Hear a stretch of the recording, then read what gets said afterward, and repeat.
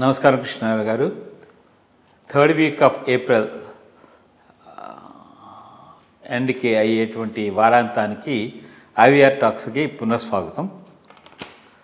ఈ మాట ముందుగా స్థానిక అంశాల మీద, అంటే ఆంధ్రప్రదేశ్ తెలంగాణలో జరుగుతున్న అంశాల మీద మీ యొక్క అభిప్రాయం తెలుసుకుందాం అనుకుంటున్నాను. మొట్టమొదటిగా మనము ఆల్రెడీ ఎదురుగా చెప్పుకుంటూనే ఉన్నాము. అసలు ఈ నామినేషన్స్ వేసవితో పాటు వేడి పెరిగిపోతుంది. నామినేషన్స్ వచ్చే నెలలో జరిగే ఎన్నికలకి ఆంధ్రప్రదేశ్లోను తెలంగాణలోను వరుసగా జరుగుతున్నాయి.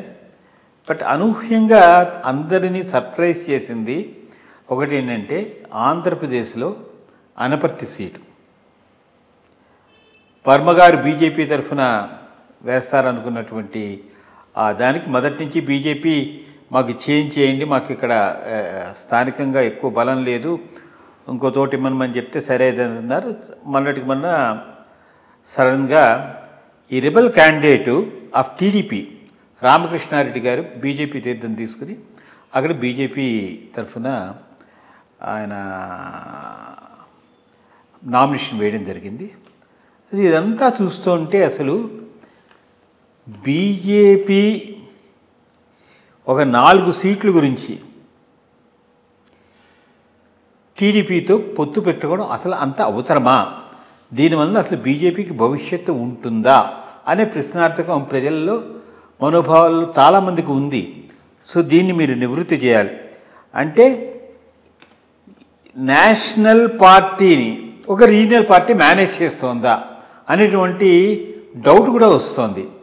సో దీని మీద మీరేంటంటే, మాకు కొంచెం మీకు ఈ బీజేపీతో సత్సంబంధాలు బాగా ఉన్నాయి కాబట్టి, అలాగే ఈ రాజకీయ పరంపర మొత్తం అంతా చూస్తున్నారు కాబట్టి, అసలు ఇలా సడన్గా మార్చేయడం ఏంటంటే, ఇప్పుడు ఆఖరికి అసలు ఆంధ్రప్రదేశ్లో నామినేషన్స్ అసలు నిజమైన బీజేపీ వాళ్ళు ఎవరు నాకు కనబడట్లేదు. సో అందుకోసం చెప్పి ఇది అసలు ఓన్లీ ముసుగులో టీడీపీ వాళ్ళే మొత్తం కంటెస్ట్ చేస్తున్నారనేటువంటివి ప్రశ్నార్థకం మీద మీ యొక్క అభిప్రాయం. మొట్టమొదట అసలు ఈ కూటమి బీజేపీకి అవసరం అనేది ఒక తర్వాత విశ్లేషించుకొని ఆ పైన ఈ సీట్ విషయం స్పెసిఫిక్గా మాట్లాడదాం. నా దృష్టిలో ఆలోచించకుండా పర్యవసనాలు పూర్తిగా పరీక్షించకుండా బీజేపీ ముగ్గులో దిగింది అని నేను అనుకుంటాను. ఈ అలయన్స్ టీడీపీకి చాలా అవసరం, బీజేపీకి అసలు అవసరం లేదు. ఎందుకంటే బీజేపీ ఎదుగుదల దీర్ఘకాలంలో ఇది పూర్తిగా దెబ్బ కొడుతుంది, దాంట్లో ఎటువంటి సందేహము లేనే లేదు. ఇది చాలా చాలా వక్రీకరించిన ఆర్గ్యుమెంట్స్తో కొంతమంది మాట్లాడుతూ ఉంటారు. 2019లో బీజేపీకి ఇంత పర్సెంట్ వచ్చింది కదా, అంత పర్సెంట్ వచ్చింది. 2019లో బీజేపీ చంద్రబాబు నాయుడు గారు ఓడాలి అని పనిచేసింది. ఎందుకంటే అప్పుడు ఆయన చాలా ఇబ్బంది పెట్టాడు పార్టీని. అందుకని అప్పుడు బీజేపీ వాళ్ళు ఎవరు బీజేపీకి ఓటు వేయలేదు. వైఎస్ఆర్సీపీ గెలవాలి అనే ఉద్దేశంతోనే ఆ రోజు బీజేపీ వాళ్ళంతా పనిచేశారు. సో అందుకని 2019 ఓటింగ్ షేరును ఒక కొలమానంగా తీసుకొని రాష్ట్రంలో బీజేపీ లేదు అనుకోవటం చాలా పొరపాటైనటువంటి విషయం. బీజేపీకి కోర్ ఓటింగ్ ఉంది, అది ఎక్కడికి పోలేదు. బీజేపీ గట్టిగా ఉండటం లేదు, ఎదగట్టం లేదన్నప్పుడు అటు ఇటుగా పోవచ్చు. బట్ అదర్వైజ్ కాస్త ఎదిగిందంటే వెంటనే వచ్చేటటువంటి ఓటింగ్ ఉంది. ఇది ఒక పాయింట్. ఇక రెండోది, ఏ రాష్ట్రంలో ఏ రీజనల్ పార్టీతో అలయన్స్ పెట్టుకోవాలి, ఏ రీజనల్ పార్టీతో అలయన్స్ పెట్టుకోకూడదు అనే దాని మీద క్లారిటీ లేకపోవడమే దీనికంతటికీ బీజేపీలో ప్రాబ్లం. ఇప్పుడు ఎక్కడైతే ఉన్నటువంటి రీజనల్ పార్టీ బలంగా లేదో దానికి ఒక సరైన నాయకత్వం లేదు, దానికి ఆర్థిక పరంగా కులబలంగా బేస్ లేదు, అటువంటి రాష్ట్రాల్లో ప్రాంతీయ పార్టీలతో బీజేపీ పొత్తు పెట్టుకున్న అర్థం ఉన్నది. ఎందుకంటే ఆ పార్టీ ఎదగలేదు, ముందుకు పోలేదు. బీజేపీ అలయన్స్ వల్ల లాభపడే అవకాశం ఉంది. ఆంధ్రాలో తెలుగుదేశం యొక్క పరిస్థితి నేను ఇప్పుడు చెప్పిన దానికి పూర్తిగా భిన్నంగా ఉంది. ఆంధ్రప్రదేశ్లో టీడీపీ చాలా బలమైన పార్టీ, ఆర్థికంగా బలమైన పార్టీ, కులపరంగా మంచి స్ట్రెంగ్త్ ఉన్నటువంటి పార్టీ, వారసత్వం ఒకటి ఎస్టాబ్లిష్ అయినటువంటి పార్టీ. అటువంటి రీజనల్ పార్టీ ఎదుగుదల ఎప్పుడూ కూడా బీజేపీకి నష్టం చేస్తుంది. ఇప్పుడు కర్ణాటకలో పెట్టుకున్నారు మన ఈయనతో, ఎవరితో, దేవగౌడ పార్టీతో. దేవగౌడ పార్టీ చాలా రీజనల్గా ఆ మాండ్య ఏరియాకు లిమిట్ అయి ఉన్నటువంటి పార్టీ. అటువంటి చోట విస్తరించున్న బీజేపీ పెట్టుకుంటే దానివల్ల బీజేపీ ముందుకు పోతుంది కానీ వెనక్కిపోతుంది. బట్ రాష్ట్రం అంతా విస్తరించున్న బలమైన ప్రాంతీయ పార్టీతో అలయన్స్ పెట్టుకోవటం వల్ల దీర్ఘకాలంలో నష్టపోయేది మాత్రం బీజేపీయే. అదే జరగబోతుంది ఆంధ్రప్రదేశ్లో, దాంట్లో ఏమి డౌట్ లేదు. తెలుగుదేశానికి ఎందుకు అవసరం అంటారా? తెలుగుదేశం ఎంతసేపటికి బీజేపీతో అలయన్స్ను ఒక ఇన్సూరెన్స్గానే భావిస్తున్నది. అది చాలా క్లియర్గా వాళ్ళ లీడర్స్ మాటల్లోనే వస్తూ ఉన్నది, చెప్పేసేస్తున్నారు వాళ్ళు. ఒకవేళ మళ్ళా వైఎస్ఆర్సీపీ గెలిచి జగన్ గనక ముఖ్యమంత్రి అయితే ప్రతికి కొంతకాలం మనుగడ సాగించడానికి వీళ్ళకు సెంటర్లో కొంత స్ట్రెంగ్త్ అవసరం. దానికోసంగా ఎంతైనా ప్రయత్నం చేసి ఈ అలయన్స్ కోసం పాటుపడ్డ వాళ్ళు టీడీపీ వాళ్ళు. బయటికి చెప్పటం వాళ్ళు పిలిచారు మేము పోయినామని బీరాలు పలుకుతున్నారు. దాన్ని తిప్పికొట్టేటటువంటి యాటిట్యూడే స్టేట్ బీజేపీ లీడర్షిప్కి రాకపోవడం అనేది దురదృష్టం అనుకోండి, అది వేరే విషయం. సో ఈ పర్టికులర్ అలయన్స్ బీజేపీని పూర్తిగా దెబ్బతీస్తుంది ఆంధ్రప్రదేశ్లో, ఎటువంటి సందేహం లేదు. ఇక రెండోది, నీకు ఏమాత్రమైనా 280 కన్నా తగ్గుతాయి అన్న డౌట్ ఉన్నప్పుడు ఇటువంటి అలయన్సెస్ని పెట్టుకోవడం తప్పులేదు. 280 వస్తాయన్నప్పుడు నువ్వు ఓకే 400 వస్తాయనుకున్నావు, 400లో 390 వస్తే ఎంత, 400 వస్తే ఎంత? ఈ అలయన్స్ వల్ల నీకు ఏవైనా వస్తే నీ సీట్లే కానీ పక్కవాడి సీటు ఎప్పుడైనా ఎడిపోతుందో ఎవరికి తెలియదు అక్కడ ఉండేటటువంటి పరిస్థితులను బట్టి. 2080 కన్నా తక్కువ కనుక వస్తే బీజేపీకి ఎవరు ఫ్రెండ్స్ కాదు, వీళ్ళంతా ఫేర్ వెదర్ ఫ్రెండ్సే. అదొకటి ఆలోచించుకొని ఉండాల్సింది. సో ఏ రకంగా చూసుకున్నా ఇది బీజేపీకి దీర్ఘకాలంలో ఆంధ్రప్రదేశ్ రాష్ట్రంలో బలం చేకూర్చే విధంగా లేదు. సరే పెట్టుకున్నారు, పెట్టుకున్న తర్వాత అభ్యర్థుల సెలక్షన్లోనైనా జెన్యూన్గా బీజేపీ ఐడియాలజీని బిలీవ్ చేస్తూ ఉన్నటువంటి వాళ్ళని కనుక పెట్టుకొని వాళ్ళని ఎంకరేజ్ చేస్తుంటే అలయన్స్లో బాగుండేది. ఏదో ఒకటి రెండు తప్పితే అది జరగలేదు. మిగిలినవన్నీ ఇట్లా తెచ్చుకొని పెట్టుకొని చేయాల్సినటువంటి అవసరం ఏమున్నదో అర్థం కావటం లేదు. మొత్తం మీద అందుకనే ఇది ఒక మెసేజ్ అయితే పోయింది. ఈరోజు ఇది అలయన్స్ వర్సెస్ వైఎస్ఆర్సీపీ కాదు, ఇది టీడీపీ వర్సెస్ వైఎస్ఆర్సీపీయే. బీజేపీ జనసేనను టీడీపీ ఆక్రమించేసింది అనేటటువంటి భావన అయితే ప్రజల్లోకి గట్టిగా పోయింది. దానికి పరాకాష్ట యానపర్తి.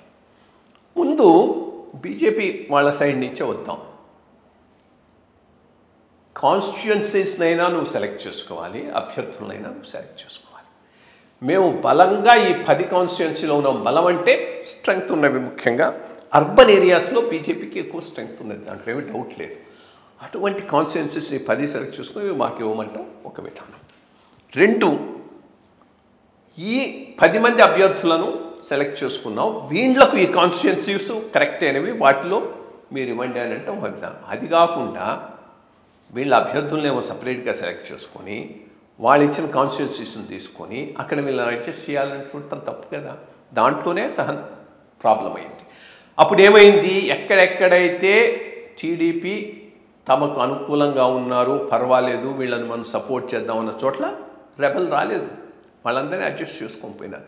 ఎక్కడైతే వీళ్ళను మనం నెగ్గించాల్సిన అవసరం లేదనుకున్నా అక్కడ రెబల్స్ వచ్చేటట్టుగా చూసుకున్నారు. వచ్చిన తర్వాత మళ్ళీ వాళ్ళని తీసుకొని బీజేపీలో చేర్చుకొని కన్సెస్ట్ చేయడం అంటే ఇది హాస్యాస్పదాన్ని మించున్నది. అప్పటికప్పుడు వైఎస్ఆర్సీపీలో నుంచి వచ్చిన వాడికి తిరుపతి టికెట్ ఇవ్వటం, అంతకుముందు కంటెస్ట్ చేసిన రత్నప్రభ ఉన్నది, హిందుత్వం మీద గట్టిగా తిరుగుతున్నటువంటి దాసరి శ్రీనివాస్ గారు ఉన్నారు. వీళ్ళందరూ రిటైర్డ్ ఐఏఎస్ ఆఫీసర్స్ రెడీగా ఉన్నారు కంటెస్ట్ చేయడానికి. వీళ్ళందరినీ వదిలేసి సడన్గా అక్కడి నుంచి తీసుకొని వచ్చి ఏదో మొత్తం మీద బీజేపీ అగ్రనాయకత్వాన్ని తప్పుదారిన నడిపిస్తూ రాష్ట్రంలో భారతీయ జనతా పార్టీకి పెద్ద ఎత్తున నష్టం జరిగే విధానంగా రాజకీయాలు నడుస్తున్నాయి. మరి దీని వెనక ఏదైనా పెద్ద స్ట్రాటజీ ఉందా, ఆఫ్టర్ ఎలక్షన్స్ అదేమైనా బయటపడుతుందా మనకు తెలియదు. ఉంటే ఉండుండొచ్చు. బట్ ప్రస్తుతానికైతే మాత్రం ఇది ఏ రకంగానూ బీజేపీకి మంచి జరిగే విధానంగా పోవటం లేదు. దాంట్లో ఏమీ డౌట్ లేదు. ఇక స్థానిక రాజకీయాలకు వస్తే నా మనసులో ఒక చిన్న ప్రశ్న ఉదయిస్తోంది. సామాన్యుడు రాజకీయాలకి పనికి వస్తాడా రాడా? అంటే పార్టీకి అంకిత భావంతో పనిచేసి హిందూ భావాన్ని ముందుకు తీసుకెళ్లాలన్నటువంటి వ్యక్తులకి బీజేపీ నుంచి ఆశీస్సులు వచ్చిన ఈ కూటమి వలన వాటి వలనను మనం ఇదివరకులో మాట్లాడుకున్నట్టు పరిపూర్ణ స్వామి వారికి అక్కడ హిందూపూర్లో ఇవ్వలేదు. సరే, మనం అనుకుందాం ఆయన ఇండిపెండెంట్గా కంటెస్ట్ చేస్తాడేమోనని. అది ఇప్పుడు ఆయన ఇండిపెండెంట్గా అక్కడి నుంచి కంటెస్ట్ చేస్తున్నారు. మరి చూడాలి ఎట్లాగ వస్తుంది సపోర్ట్ ఏమిటనేది. అట్లాగే కొంచెం సాహిత్యంలో కొంచెం ముందు జొన్నా విత్తుల వారు కూడాను విజయవాడ నుంచి ఇండిపెండెంట్గా నామినేషన్ వేశారు. అదొకటి ఉంది. అయితే ఈ సామాన్యులు అంటే వీరికి ధన ప్రభావం మీద మీరు ఆల్రెడీ ఇదివరకు ఒకసారి మనం మాట్లాడుకున్నాం. అసలు ఈ ఒక్కొక్క క్యాండిడేటు వాళ్ళు సమర్పించిన అఫిడవిట్ చూస్తూ ఉంటే మైండ్ బాగ్లింగ్ అనిపిస్తుంది. వీళ్ళకి ఇంత డబ్బు ఎక్కడి నుంచి వచ్చింది? కొంతమంది డిక్లేర్ చేసిన దాంట్లో వీళ్ళకి ఇంతే ఉందా, ఇంకా చాలా ఉంది కదా. ఇప్పుడు మామూలు కొంతమంది చూస్తే మాకు కార్లు లేవు, ఏమీ లేవు అంటున్నారు. బట్ వాళ్ళు చూస్తే హాయిగా చక్కగా they are enjoying a lot అనమాట. ఇప్పుడు మనం చూసుకున్నాం అనుకోండి, గుంటూరు అసెంబ్లీ కంటెస్ట్ చేసిన ఆయన ఫిగర్స్, ఎంపీ కంటెస్ట్ చేసిన ఆయన చూస్తూ ఉంటే అసలు ఎవరు ఊహించారన్నమాట. అట్లా ఇప్పుడు తెలంగాణలో కొండా విశ్వేశ్వరరెడ్డి గారు ఉన్నారు, ఇది మన చేవెళ్ళ దగ్గర నుంచి. ఒక్కొక్కరికి ఇంత డబ్బులు వస్తుంటే వాళ్ళు సరిగ్గా వాళ్ళు income tax returns, wealth tax returns ఇవన్నీ ఫైల్ చేశారా లేదా? అసలు అంటే డబ్బులు ఉన్న వాళ్ళకే రాజకీయమా, డబ్బులు లేని వాళ్ళకి, ఆసక్తి ఉన్న వాళ్ళకి రాజకీయం ఉంటుందా లేదా అని. ఏదో ఒక ఎక్సెప్షన్ మటుకు మనం చూసేదంటే మాధవీలత చార్మినార్ నుంచి. She came fame from a very poor background family. ఏదో 130 స్క్వేర్ యార్డ్స్ ఉన్న ఇంట్లోంచి వచ్చి అయితే ఆవిడ మ్యారేజ్ అవ్వడము అదేను, ఆవిడ భావాలు బాగా ఉండడంతో she is looking like another fire brand like Sushma Swaraj అని నాకు అనిపిస్తుంది. సో అట్లాంటి వాళ్ళు ఎంతమందికి అవకాశం వస్తుంది?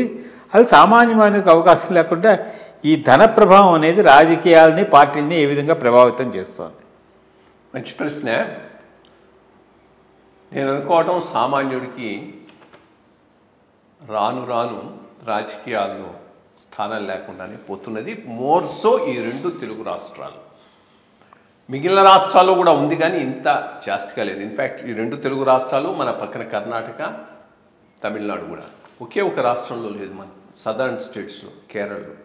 ఎందుకు? కాస్త ఐడియాలజికల్ బేస్ ఉన్నటువంటి పార్టీ సిపిఎం అక్కడ రూల్ చేస్తున్నది కాబట్టి. ఐడియాలజీ లేని పార్టీలు రూల్ చేసేటప్పుడు పరిస్థితులు ఎట్లా ఉంటాయో ఆంధ్ర, తెలంగాణ, కర్ణాటకలో చూస్తే బాగా అవగాహన అవుతుంది. ఐడియాలజీని ట్విస్ట్ చేసి అక్కడ కూడా డబ్బులు చేసుకొని రన్ చేయడానికి ఎగ్జాంపుల్ తమిళనాడులో డిఎంకే. ఊరికే వాడు ఫెక్కేడు అనమాట. అది ఐడియాలజీని ముందు పెడతాడు, బట్ అంతా కూడా ధన ప్రవాహమే. సో ఇది పరిస్థితి, దాంట్లో ఏమీ డౌట్ లేదు. బట్ రియల్గా ప్రజలు ఆదరించరా అంటే అది కూడా కరెక్ట్ కాదు. ఇంకే ఆల్టర్నేటివ్ లేకపోబట్టి ఇవి రన్ అవుతున్నాయి. ఈ మధ్యలో అన్ఫార్చునేట్ థింగ్ ఏంటంటే establish parties with ideology like BJP కూడా ఈ ట్రాప్లో పడిపోతున్నాయి. వాళ్ళు గట్టిగా పెట్టి కొంత సంఘం అది ఉన్నది కాబట్టి ఆ ఇన్ఫ్రాస్ట్రక్చర్తో పోయి గనక ముందుకు పోగలిగితే మంచి క్యాండిడేట్స్ని తీసుకుపోయి గెలిపించడం అనేటటువంటిది పెద్ద సమస్య కాకపోవచ్చు. ప్రజలు చివరికి ఇది ధనరాజ్యం అంటే ఒప్పుకోను, బట్ ఆ రకంలో తయారు చేశారు. ఈరోజు తయారు చేయటమే కాదు, నువ్వు ఎంపీ సీటా అయితే ఎంతమంది ఎమ్మెల్యేలు నువ్వు ఫండ్ చేస్తావు. ఇప్పుడు ఒక్కొక్క ఎంపీస్కి అంతంత ఉన్నాయనంటే వాడి అర్థం ఏంటంటే ఆ కన్సర్న్ పార్టీ లీడర్ వాళ్ళ ముందే అడుగుంటాడు, నీకు ఎంపీ సీట్ కావాలంటే ఎంతమంది ఎమ్మెల్యేల ఎలక్షన్ ఎక్స్పెండిచర్ నువ్వు ఫండ్ చేస్తావు. సో తన ఎక్స్పెండిచరు వాళ్ళ ఎక్స్పెండిచర్ కూడా బేర్ చేసేటటువంటి ఆ స్టేచర్, ఫైనాన్షియల్ స్టేచర్ ఉన్న వాళ్ళకి టికెట్లు దొరికేటటువంటి పరిస్థితి ఉన్నది. చాలా చాలా దారుణమైనటువంటి విషయం. ఈ లెవెల్లో రాజకీయాలు నడిస్తే రెండు రకాల నష్టమే. మొట్టమొదటిది వీళ్ళు ఎవరు సొంత డబ్బులు పెట్టారు అంటే అది ఇన్వెస్ట్మెంట్. ఆ ఇన్వెస్ట్మెంట్కు 100 రెట్లు ఎక్కువ ఉంటేనే పెడతారు. 100 రెట్లు ఎక్కువ పెట్టాలంటే రేపు అన్ని నీకు NHAI కాంట్రాక్ట్స్ నుంచి మెడికల్ కాంట్రాక్ట్స్ నుంచి అన్ని కాంట్రాక్ట్లోనూ కమిషన్ లేదు. సో నీకు క్వాలిటీ ఆఫ్ వర్క్ సరిగ్గా ఉండదు. సో ఇది చాలా చాలా ధన ప్రవాహం, ధనం యొక్క డామినేషన్ అనేటటువంటిది ఎప్పటికి తగ్గుతుందో, తగ్గే అవకాశం ఉందా నాకైతే కనిపించడం లేదు. చాలా చాలా దారుణమైనటువంటి పరిస్థితి, దాంట్లో ఏమీ డౌట్ లేదు. ప్రజలే దీనికి ఎక్కడో ఒక చోట సమాధానం చెప్పాలి. ఐ మీన్ తీసుకోండి, మీరు అనుకున్న వాళ్ళకి వేయటం మొదలెట్టండి, అప్పుడు వీళ్ళు దారికి వస్తారు. 1, 2 మనం డిస్కస్ చేసాం. ఎవరి నుంచి అయితే ఇప్పుడు సీజ్ చేసినటువంటి మనీని రిటర్న్ చేయడానికి ఒక ప్రాసెస్ను కనుక ఎలక్షన్ కమిషన్ ఎస్టాబ్లిష్ చేయకపోతే డబ్బులు ఇంత లెవెల్లో తరలించి డిస్ట్రిబ్యూట్ చేయడానికి వీళ్ళు క్యాండిడేట్స్ భయపడతారు. అప్పుడు కూడా దాని మీద కంట్రోల్ వచ్చేటటువంటి అవకాశం. అలాగే పరిపూర్ణ స్వామి కంటెస్ట్ చేయడం సబబే అంటారు. చాలా మంచి విషయం. సరైనటువంటి పంథాలో వెళ్తున్నాడు. ఒక రకంగా ఇది 2 రకాల పోతుంది. ఆయన గెలిస్తే అంతకు మించిన గొప్పతనం లేదు, సబ్స్టాన్షియల్గా ఓటింగ్ అయినా కానీ ఇది ఆంధ్రప్రదేశ్లో బీజేపీ అనుసరించిన అవసరం లేని అలయన్స్ విధానానికి సరైన సమాధానం. పవన్ కళ్యాణ్ గారి గురించి మీరు వారి అభిమానం తెలుసు, తర్వాత అంటే అభిమాన వీరాభిమానం అనేది మీరు చెప్పాలి. సో ఆయన వేసిన జాయింట్ ఫ్యాక్ట్ ఫైండింగ్ కమిటీలో మీరు ఉండి రికమెండేషన్స్, మీరు జయప్రకాష్ గారు ఉండి ఉన్న దాంట్లో కూడా మీరు మీ వంతు కృషి మీరు చేశారు.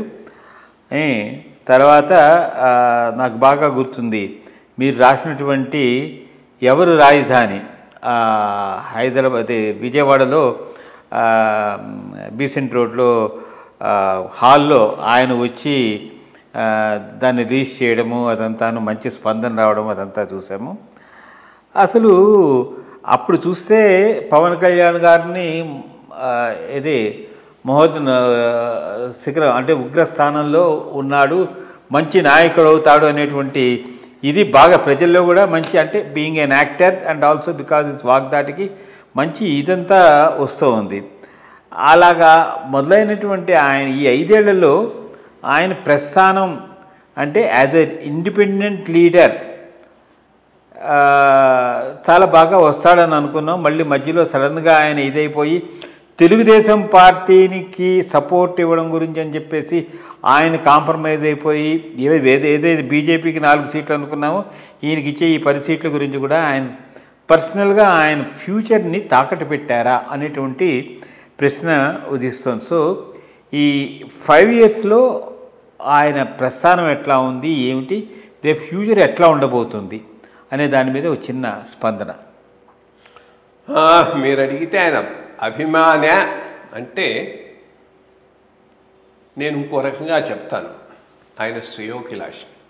అభిమాని కన్నా శ్రేయోభిలాషి. అభిమాని అనేవాడు పిచ్చిగా గుడ్డిగా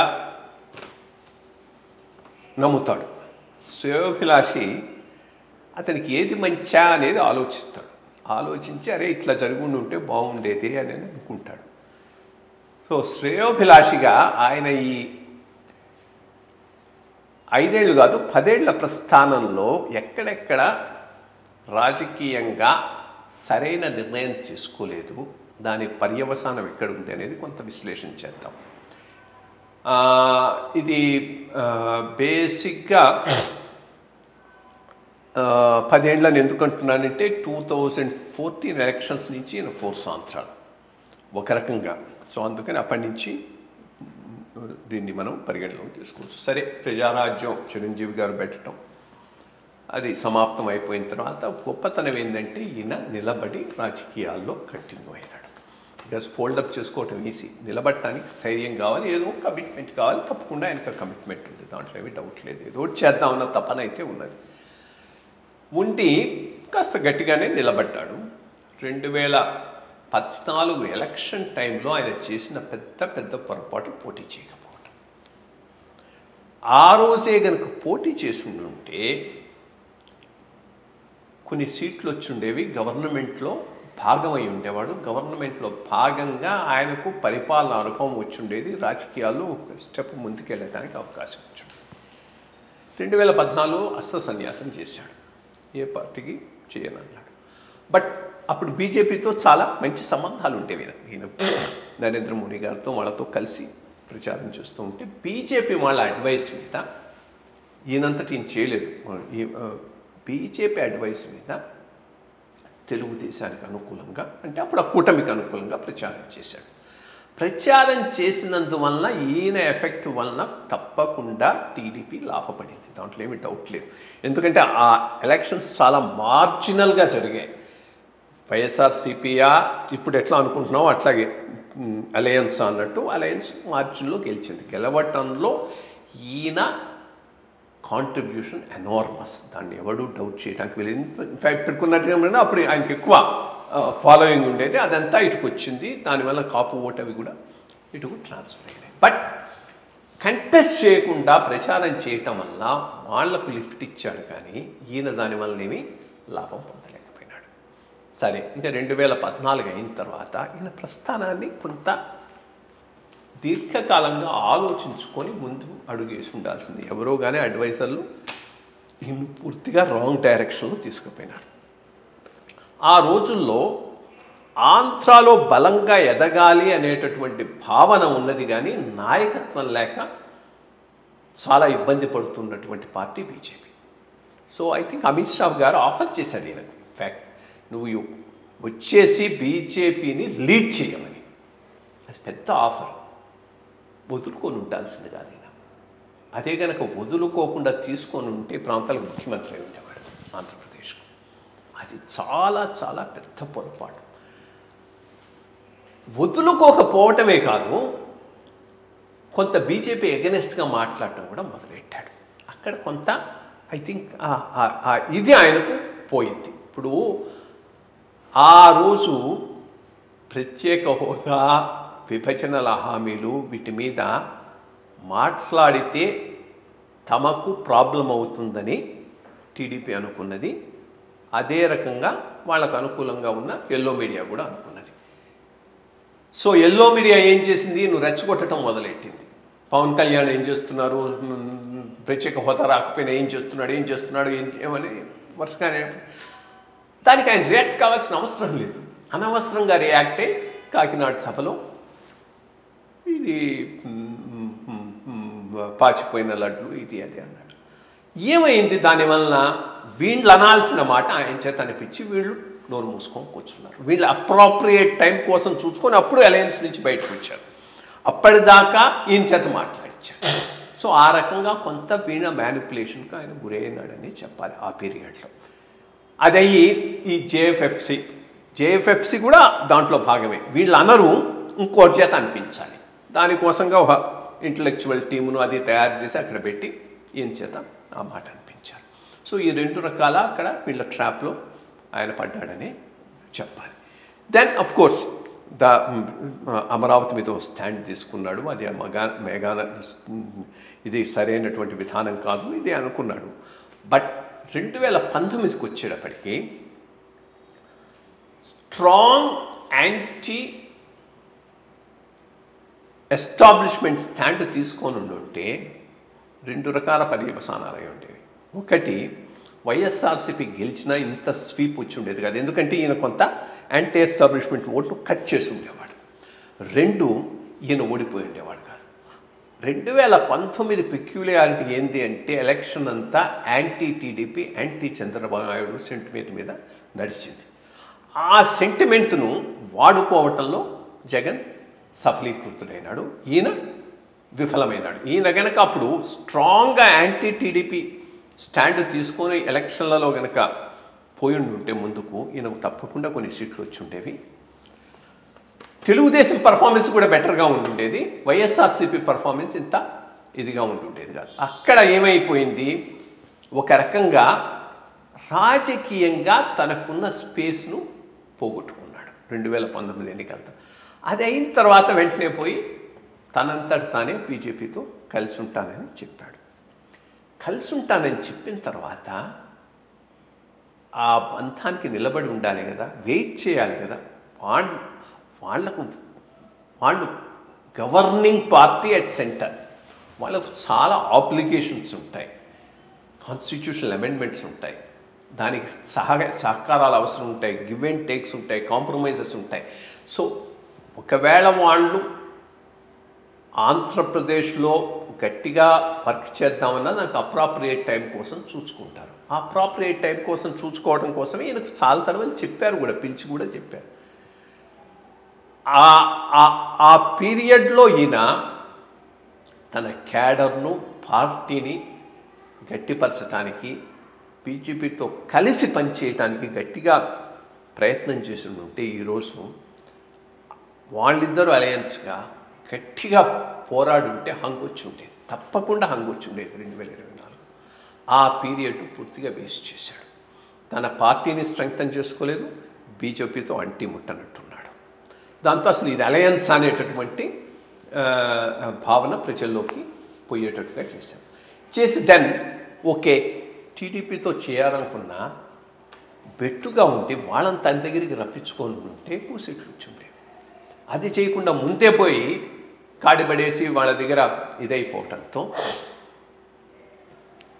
ఏమైపోయింది, వచ్చే సీట్లు కూడా తగ్గిపోయినాయి. సో ఇట్లా ఒకదాని తర్వాత ఒకటి సరైన నిర్ణయం తీసుకోకపోబట్టి ఈయన రాజకీయంగా చాలా ప్రాధాన్యంగా ఉండాల్సినటువంటి పరిస్థితి రాజకీయంగా అంత ప్రాధాన్యత లేనటువంటి స్థితికి వచ్చింది. ఇప్పుడు అదే ఒకవేళ బీజేపీ జనసేన అలయన్స్గా గట్టిగా పోయి ఉంటే ఇక్కడ ఈ రాష్ట్రంలో ఒకటి ప్రజల్లో నేను మొదటి నుంచి చెప్తూ ఉన్నాను, 2 బలమైన కులాలు, వారసత్వాలు రాజకీయం చేస్తున్నాయి. దాని మీద చాలా నెగటివిటీ ప్రజల్లో ఉంది. ఈయన ఏమి చెప్పినా జయప్రకాష్ నారాయణ గారు కులాలకు రాజకీయాలకు సంబంధం లేదు, ఇది అదే నేను జనరల్ టాక్ థియరీ మాట్లాడినా యాక్చువల్గా జరుగుతూ ఉన్నది. బాగా లబ్ధి పొందినవి ఈ 2 సామాజిక వర్గాలు. 1956 నుంచి ఇప్పటిదాకా అఫ్కోర్స్ ముందు రెడ్డి కమ్యూనిటీకి చాలా లాభం జరిగింది, వాళ్ళు చాలా రోజులు అధికారంలో ఉన్నారు. ఆ పైన ఎన్టీ రామారావు టైం నుంచి ఈ కమ్యూనిటీకి ఉంది. సో 3వ ప్రత్యామ్నాయం కావాలి అనేటటువంటి బలమైన ఆకాంక్ష అన్ని ఇతర సామాజిక వర్గాల్లో ఆంధ్రప్రదేశ్లో ఉన్నది. ఆ స్పేసే ఈయనకు వచ్చింది, అది మర్చిపోయినాడు ఈయన. దీనిని గట్టిగా ముందుకు తీసుకుపోయి మిగిలిన వాళ్ళందరినీ కూటమి చేసుకొని బీసీ ఫ్యాక్టర్ మీద ముందుకు పోయి ఉంటే చాలా చాలా ముందుకెళ్ళేవాడు. అది ఎప్పుడైతే ఆయన మర్చిపోయి ఈ ఇద్దరిలో ఎవరైనా పర్వాలేదన్న టైంలో పోయినాడో అది కూడా ఆయన రాజకీయంగా ఉన్న స్పేస్ను తగ్గించేసింది, కొంతవరకు బీజేపీకి కూడా ఇబ్బంది కలిగించింది. లేకపోతే ఈయన గట్టిగా నిలబడి ఉంటే బీజేపీ అలయన్స్కి పోయి ఉండేది కాదు టీడీపీతో. తప్పకుండా బీజేపీ జనసేన అలయన్స్ సపరేట్గా ఎలక్షన్స్లో పోటీ చేసి ఉండేది. సో ఇది ఈయన గత 10 సంవత్సరాల ప్రస్థానంలో చేసిన రాజకీయ తప్పటడుగులని నేను భావిస్తాను. మరి చూడాలి 2024 ఎలక్షన్ తర్వాత వచ్చే రిజల్ట్ని బట్టి ఆయన ఏ రకమైనటువంటి నిర్ణయాలు తీసుకుంటాడో ఎట్లా జరుగుతాడో చూడాల్సినటువంటి అవసరం. అంటే ఒకటి ఈయన స్టాండ్ తీసుకుని టీడీపీకి అంత సహాయం చేసి ముందు ఆల్మోస్ట్ ఇప్పుడు సెకండ్ ఇన్ కమాండెంట్గా అనిపిస్తున్నాడు బయట వాళ్ళకి. రేపు గబుక్కుని చంద్రబాబు నాయుడు గారు ఈయన ముఖ్యమంత్రి చేయొచ్చా? ఛాన్సే లేదు. అది అయ్యే పనే కాదు. ఎందుకంటే ఫస్ట్ థింగ్ చంద్రబాబు నాయుడు గారి స్టేచర్ చాలా హై స్టేచర్ కాబట్టి అలయన్స్ గెలిస్తే అక్కడ ఇంకా డౌట్ ఏమీ లేదు, ఆయనే సీఎం అయిపోతాడు, దాంట్లో ఏమి డౌట్ లేదు. సీఎం అయిన తర్వాత అయినా కొయలేషన్ ధర్మాన్ని పాటించి పాలన జరుగుతుందా లేదా అనేది క్వశ్చన్ మార్క్. 2014లో జరగలేదు, 2024 జరుగుతుందో లేదో వేచి చూడాలి. లోకల్ అంశాలకు వస్తే రెండో అంశం కింద ఈ వారానికి ఆంధ్ర రాజకీయాల్లో ఈ రాజకీయ నాయకులు ముఖ్యంగా ప్రభుత్వంలో చీఫ్ మినిస్టర్గా ఉన్నటువంటి జగన్మోహన్ రెడ్డి గారు ఆయన మాట్లాడిన విధానం ఎవరు పవన్ కళ్యాణ్ గురించి చూస్తే ఇంత దిగజారుడుతనం వచ్చేసిందా రాజకీయాల్లో అనేటువంటి అంశం మనకు తెలుస్తుంది. ఆయన పవన్ కళ్యాణ్ పర్సనల్ విషయంలోకి వెళ్ళి ఆయన గురించి మాట్లాడటము అట్లాగే వీళ్ళు కూడా అవతల వాళ్ళ గురించి మాట్లాడటము అంటే మనం చూస్తుంటే రాజకీయాలు ఇంత నీచంగా దిగజారిపోయాయా అనేది అర్థమవుతుంది. ఎందుకంటే మనం ఇదివరకు చూస్తూ ఉంటుంటే ఇది మాటల యుద్ధంగా ఉంది. ఇదివరకు ఏంటంటే మనం పల్లెటూళ్ళలోని ఇక్కడక్కడ చూస్తే పోస్టర్ల మీద అభిమాని హీరోలు ఒకరికొకరుకుంటే ఈ వీడు వెళ్ళి దాని మీద పేడముద్దలు వేయడం ఇట్లా ఇప్పుడు అంతకన్నా ఘోరంగా ఉంది. సో ఇట్లాంటి విషయం అంటే ప్రైవేట్ లైఫ్ గురించి మాట్లాడవలసిన అవసరాలు ఉందా? రాజకీయంగా ముఖ్యంగా అవసరమైన అంశాల గురించి వాళ్ళు పార్టీ చేసే విధానాల గురించి వాళ్ళు చేసే అభివృద్ధి కార్యక్రమాల గురించి మాట్లాడచ్చు, కానీ ఇండివిజువల్గా ఒక వ్యక్తిని కించపరచడం మాట్లాడడం అది సహేతుకమైనటువంటి విషయం కాదు. దీని మీద మీ అభిప్రాయం? జగన్మోహన్ రెడ్డి గారు చాలా చాలా పెద్ద తప్పు చేస్తున్నారు. ఆయన రాష్ట్రానికి ముఖ్యమంత్రిగా మిగిలిన వాళ్ళకన్నా ఆయన మీద చాలా బాధ్యతలు ఉంటాయి. ఇంత దిగజారుడుగా మాట్లాడటం అంటే ఆయన ఉన్నటువంటి ఆ పోస్టుకు చాలా ద్రోహం చేస్తున్నాడని చెప్పాలి. ఫస్ట్ ఆఫ్ ఆల్ రాజకీయాలు ప్రజలకి ఏదైనా చేయటానికి, అందుకని విధానాల మీద మాట్లాడాలి. నేను వస్తే ఇచ్చేస్తాను, ఈ రకంగా చేస్తాను, ఇవి చేస్తాను, ఇంకోటి వాళ్ళకి చెప్పొచ్చు. నువ్వు చేసేటటువంటి విధానాలు తప్పనొచ్చు, నేను చేసే విధానాలు ఏ రకంగా మంచిదని చెప్పాలి. దాని మీద ప్రజలు ఒక నిర్ణయానికి వచ్చి చేయాలి. అది వదిలేసి నీ జీవితం ఇంత, నా జీవితం ఇంత అనేటటువంటి పద్ధతులు ఈయనే మొదలెట్టాడు. అందుకని ఈయన అంటున్నాను. బికాస్ ఆ ముఖ్యమంత్రి స్థాయిలో ఇంకోటి అన్నా కానీ తన అనుభూతి హుందాగా ప్రవర్తించాలి. ఆ హుందాతనం అయితే లేదు. అంతకుముందు అపోజిషన్ లీడర్గా ఉన్నప్పుడు కూడా అట్లాగే బిహేవ్ చేశాడు. నడి రోడ్డు మీద సీఎంను కొట్టాలనో ఇచ్చేయాలనో మాట్లాడేటప్పుడు ముఖ్యమంత్రి గారి గురించి, చంద్రబాబు నాయుడు గారు ముఖ్యమంత్రిగా ఉన్నప్పుడు. ఇప్పుడు ఈయన ముఖ్యమంత్రిగా ఉండి కూడా అదే రకమైనటువంటి లాంగ్వేజ్ని కంటిన్యూ చేస్తున్నాడు. ఇది సరైనటువంటి విధానం కాదు. ఇంకా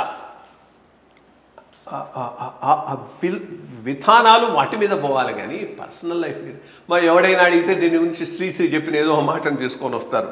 నువ్వు పబ్లిక్ ఫిగర్ కానీ నీ ప్రైవేట్ లైఫ్ ఏముండదని. తప్పది, కరెక్ట్ కాదు. ఎవరి ప్రైవేట్ లైఫ్ వాళ్ళది, ఎవరి ప్రైవేట్ ప్రాబ్లమ్స్ వాళ్ళవి. పబ్లిక్గా వచ్చినంత మాత్రాన yes private life link to this అయితే తప్పకుండా వస్తుంది. లైక్ నువ్వు కరప్షన్ చేసి డబ్బులు సంపాదించుకొని దాంతో అసెట్స్ చేసుకున్నావు అంటే దాని మీద తప్పకుండా డిస్కషన్ ఉండొచ్చు. అంతేకాని ఇంకేవేవో విషయాలను తీసుకొచ్చి వాటి మీద పెట్టడం అనేటటువంటి చాలా దిగజారుడు వ్యవహారం. ఇది మన 2 తెలుగు రాష్ట్రాల్లోనూ చూస్తున్నాం. అంతకుముందు ఇక్కడ ఈయన రేవంత్ రెడ్డి ఈయన కేసీఆర్ గారి భాష కూడా బాగాలేదు అంతకుముందు. ఇప్పుడు రేవంత్ రెడ్డి గారి భాష కూడా అంతకన్నా అర్థానంగా ఉంది.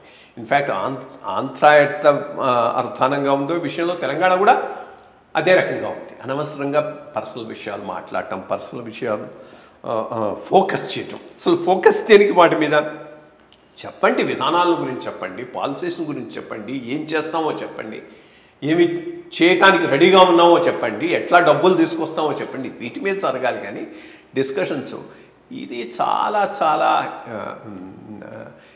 ఐ మీన్ మిగిలిన చోట్ల కూడా ఉండొచ్చు, బట్ ఈ స్థాయిలో అయితే ఎక్కడా లేదు. ఇన్ఫ్యాక్ట్ అంతకుముందు ఎంత రెస్పెక్ట్ఫుల్గా ఉండేవాళ్ళు. ఐ మీన్ రాజాజీ గారు స్వతంత్ర పార్టీ పెట్టాడు, నెహ్రూ గారు కాంగ్రెస్లో ఉండేవారు, ఇద్దరు స్టాల్వర్డ్స్. పబ్లిక్ మీటింగ్స్ వచ్చి మాట్లాడేవాడు. 1966-67 ప్రాంతంలో రాజాజీ గారు ఏ రోజు నెహ్రూ గారి పర్సనల్ లైఫ్ గురించి ఆయన మాట్లాడలేదు. అదేవిధంగా రాజాజీ గారి పర్సనల్ లైఫ్ గురించి నెహ్రూ గారు కూడా మాట్లాడలేదు. దీన్ దయాళ్ ఉపాధ్యాయ గారు కానీ, శ్యాంప్రసాద్ ముఖర్జీ గారు కానీ అందరూ స్టాల్వర్డ్స్. వాళ్ళ రంగంలో నిష్ణాతులై విషయాల మీద మాట్లాడారు, కానీ వ్యక్తిగత జీవితాల మీద మాట్లాడదలుచుకుంటే అప్పుడు కూడా ఉన్నాయి కావాల్సినవి, ఎవరు మాట్లాడలేదు. బట్ ఈరోజు ఇంత దిగజారుడుగా మాట్లాడటం అనేది చాలా ఇది ప్రజలు కూడా గమనించాల్సినటువంటి అవసరం ఉంది. ప్రజలు ఇటువంటి వాళ్లను రిజెక్ట్ చేస్తే కానీ నాయకులకు కూడా బుద్ధి రాదు. అంటే నైతిక విలువలు కొంచెం రాజకీయ కాదు, పూర్తిగా పోయినాయి. రాజకీయ నాయకులకు మళ్ళీ అది రావాల్సిన అవసరం ఉంది. ప్రజలు కూడా తిప్పి కొడితే చాలా బాగుంటుందనే బాగా అనలైజ్ చేసి చెప్పారండి. ఇక ఈ వారం అంతర్జాతీయ అంశాల మీదకి మనం మాట్లాడుకోవాలంటే ఆగమేఘాల యుద్ధాలు, రాజ్యాల మధ్య యుద్ధాలు జరగడం అవన్నీ చూస్తూ ఉన్నాం. అది మనం మామూలుగా దేశాలు చూసుకుంటూ ఉంటాం. ఇప్పుడు మనం చూస్తుంటే లాస్ట్ వీక్ ఈ యుద్ధం అనేది వాతావరణం మధ్య యుద్ధం ఒకటి కొత్తగా వచ్చింది. మనం ఎప్పుడు కని విని చరిత్రలో కూడా వినలేనిది వాళ్ళు కూడాను ఒక ఎడారిలో, ఇప్పుడు ఎడారిలో ఒయాసిస్ అనుకునే కదా, ఎడారిలో పెద్ద నది అని మనకు అనిపించింది.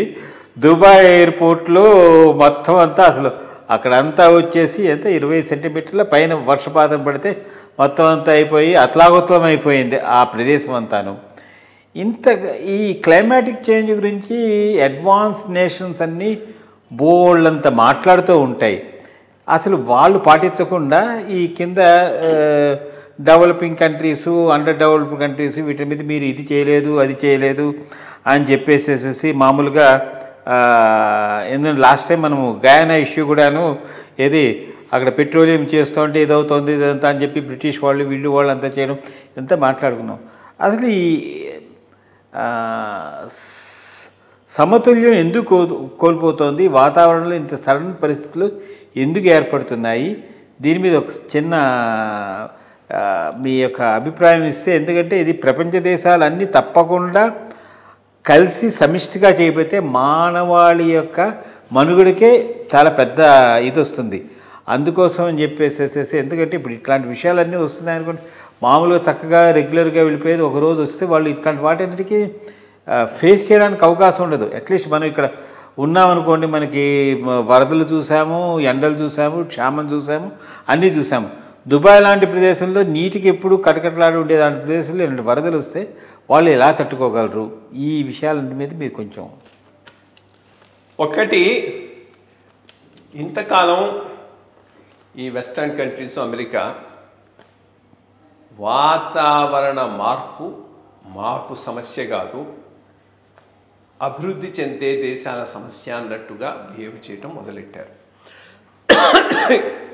గ్లేషియర్స్ అన్నీ కరిగిపోయి సముద్ర లెవెల్ పెరిగితే మునిగిపోయేవి ఏవో పసిఫిక్లో ఉన్న ఐలాండ్స్, మాల్దీవ్స్ ఇట్లాంటివి, లేక అడవులు ఇది అయిపోయి దానివలన నష్టపోతే బాగా వెనుకబడిన ప్రాంతాల్లో వాళ్లకు నష్టం అవుతుంది అన్న దృక్పథంతోనే ఉన్నది. ఇప్పుడు సడన్గా రియలైజ్ అవుతున్నారు ఈ వాతావరణ మార్పు అనేది ఎక్కడ ఎవరినైనా కొట్టవచ్చు దెబ్బ. ఆ దెబ్బ ఎవరికి జరుగుతుందో ఎవరికి తెలియదు. ఈరోజు దానికి ఉదాహరణమే ఈ దుబాయ్లో వచ్చినటువంటి ఈ వర్షాలు. అట్లాగే అంతకుముందు మొన్న ఏదో అల్జీర్స్ మొరాకోలోనో ఎక్కడో అట్లాగే వచ్చేవారు సడన్గా. అంటే ఇది ఎక్కడ వస్తుందో ఎవరికి తెలియదు. ఇది అమెరికా దేశంలో కార్చిచ్చు కావచ్చు, ఇంకో చోట అతివృష్టి కావచ్చు, ఇంకో చోట అనావృష్టి కావచ్చు, అనుకోని చోట్ల మంచు పడవచ్చు. సో ఇంత లెవెల్లో కావటంతో ఇన్ఫ్యాక్ట్ లేటెస్ట్ ఎకానమిస్ట్ వాడు ఇప్పుడు రియలైజ్ అవుతున్నాడు దీని ఎఫెక్టు అభివృద్ధి చెందిన దేశాల హౌసింగ్ మీద ఎట్లా ఉంటుందనే దాని మీద అనాలిసిస్ చేశాడు. ఇప్పుడు సడన్గా హౌసింగ్ ఇన్సూరెన్స్ ప్రీమియమ్స్ పెరిగిపోతాయి, సడన్గా ఎక్కడైనా నీకు పెద్ద స్టార్మ్స్ రావచ్చు, హరికేన్స్ రావచ్చు, ఇంకోటి రావచ్చు. సో దీని effect not just on the developing world but on the developed world కూడా ఉండొచ్చు అనేటటువంటి ఆ రియలైజేషన్ ఈరోజు వీళ్ళలో వస్తూ ఉన్నది. ఇప్పుడు దుబాయ్లో జరిగింది, ఇంకో రోజు ఎక్కడైనా జరగవచ్చు. అది సడన్గా యూరోప్లో లాస్ట్ టైం విపరీతమైనటువంటి వరదలు వచ్చాయి. సో డ్రౌట్ సడన్గా యూరోప్, ఫ్రాన్స్ దేశాల్లో నదులన్నీ ఎండిపోయినాయి లాస్ట్ బిఫోర్ ఇయర్. సో ఇది అందరినీ ఎఫెక్ట్ చేయబోయేటటువంటి విషయం. ఇంతవరకు వాళ్ళ విధానం ఏంటి అంటే మా సుఖాలు దెబ్బతనకూడదు, మాకు స్టాండర్డ్ ఆఫ్ లివింగ్ వచ్చింది, దాన్ని తగ్గించుకోము, దానికోసంగా మేమేమి వాతావరణాన్ని పరిరక్షించడానికి మా కంఫర్ట్ తగ్గించుకోము, సాక్రిఫైస్ అంతా డెవలపింగ్ కంట్రీస్ చేయాలన్న రకంలోనే మాట్లాడుతుంది. అది ఎడిదిరిగి వీళ్ళు ఒప్పుకోవట్లేదు. ఇండియా లాంటి దేశం బాగా గ్రో అవుతున్న టైంలో నువ్వు కోల్ ఆపని అంటే ఎక్కడ ఆపుతారు? ఆపితే ఎకానమీ అంతా దెబ్బతినిపోతుంది కదా. ఇప్పుడు అది ముఖ్యమైనటువంటి విషయం అవుతుంది కాబట్టి తప్పకుండా దీని ఎఫెక్ట్ ఉంటుందని నేను ఆలోచిస్తాను.